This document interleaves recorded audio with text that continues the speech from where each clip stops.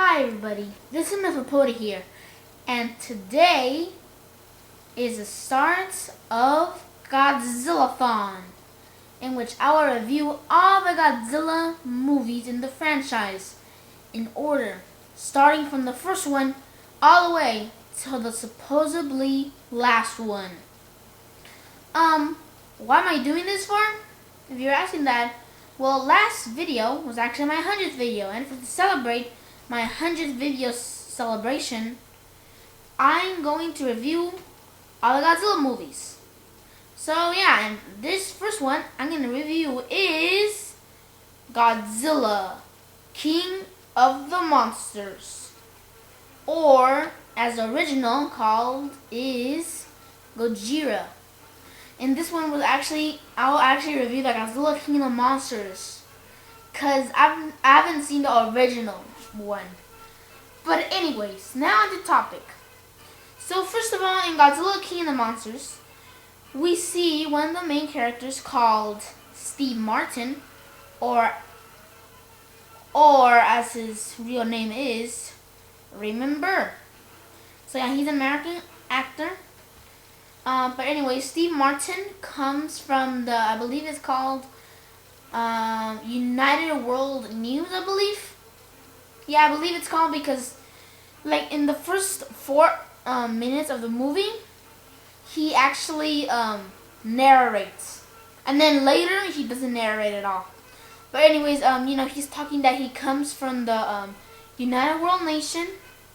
And in that scene, he's actually in a pile of rubble, and he has blood and stuff like that. And this is actually a black and white movie, just in case you didn't know that, even though I bet you already knew that. But anyways, so yeah, he was with blood and in a pile of rubble. And then that's when all of a sudden he gets taken to the hospital, where there's lots of other people who are injured or dead already.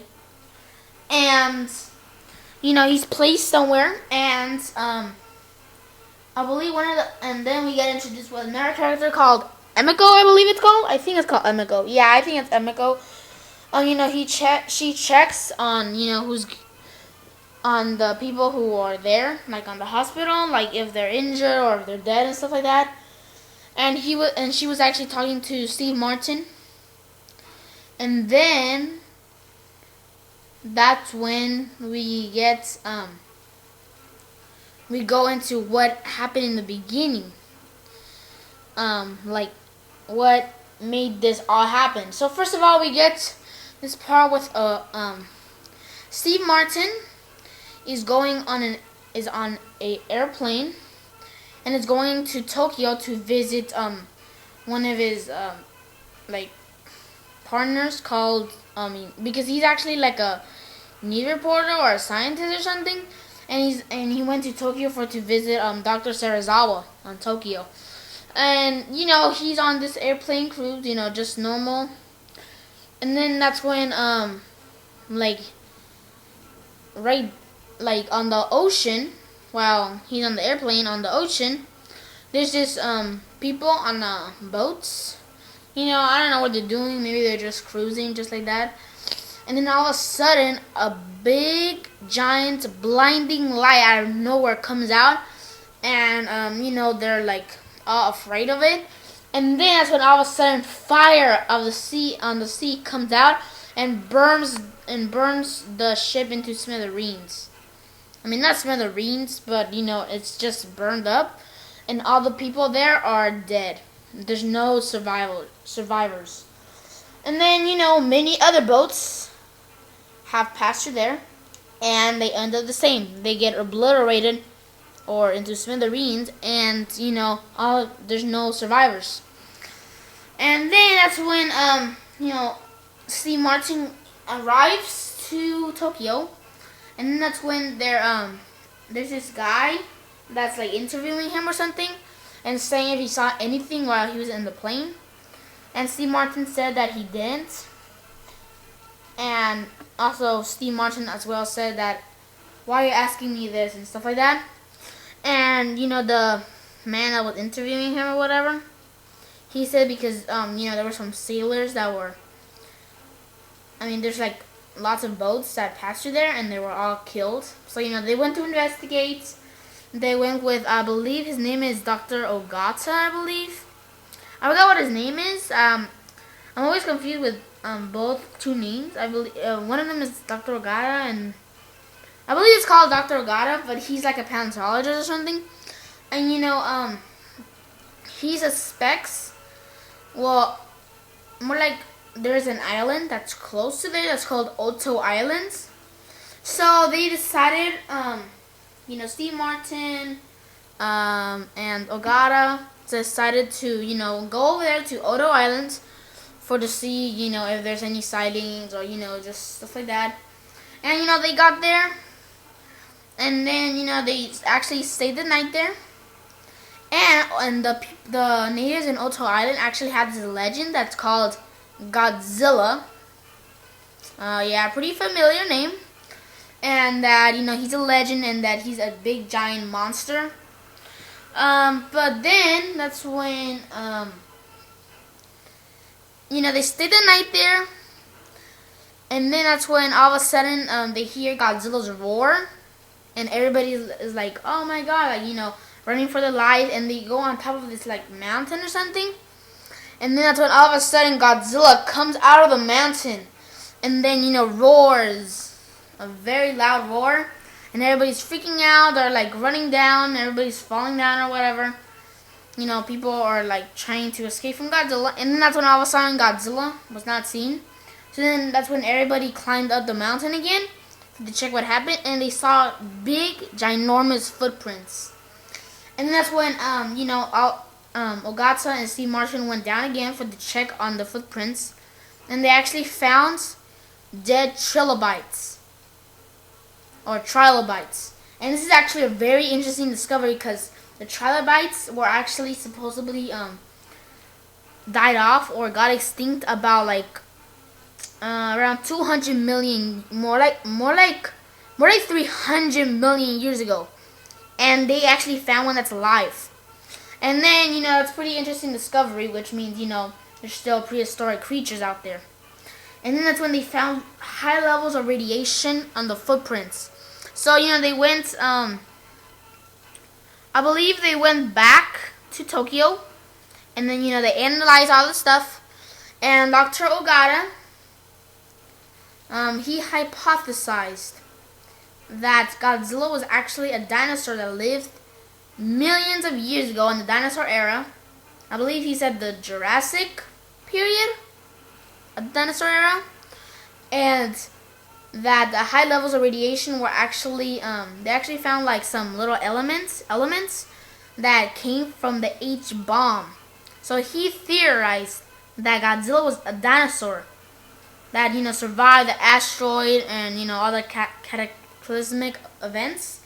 And that the H-bombs that were shot at Nagasaki or, at Tokyo or Japan, whatever, they actually mutated the creature into a 400-foot animal.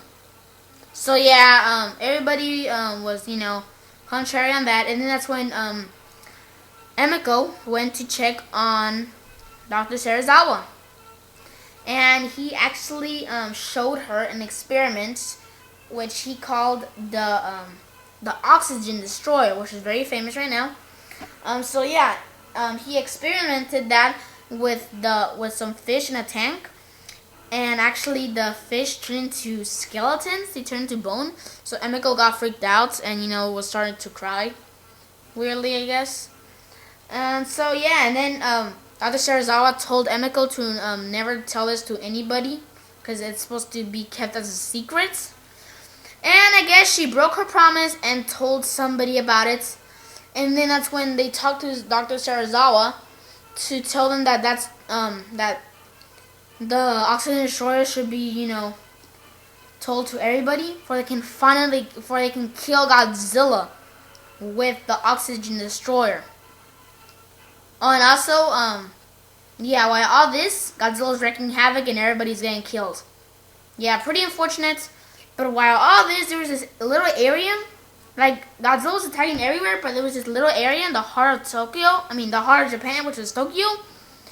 That place didn't got destroyed yet, but then because there was like a bunch of barriers, there was like 300 or like 3,000 like electricity plants or something.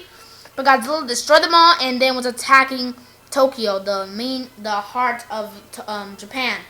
But anyways, Dr. Serizawa agrees and then tells everybody about it. And then that's when Godzilla, after destroying, entire Japan, goes back to the ocean to sleep. And then that's when Dr. Serizawa and some other guy decided to go underwater and finally kill Godzilla. And they do that. One of the people who went inside came out of the ocean. He survived. But Dr. Serizawa didn't come out yet. And then that's when Dr. Serizawa sacrifices himself to kill the menace, Godzilla. And Dr. Serizawa was killed as well as the beast Godzilla. So yeah, and then that's when we get into Steve Martin, trapped under the rubble. And and then that's when he's carried to a hospital. And stuff like that. So yeah, that's the end of the movie. So yeah, it's a pretty nice movie. It's a very dark movie as well. I give this movie a 5 out of 5. And on the Godzilla-Thon, on movie reviews, I'm gonna do it by 5, not by 10, because that's a little bit, I wanted to make it more professional. But anyway, I give it a 5 out of 5. It's a very good movie, good flick to watch. It's not one of those funny movies. It's a good movie. And thank God that Gareth Edwards is making Godzilla 2014, which is like this movie. So yeah, hope you enjoyed this review.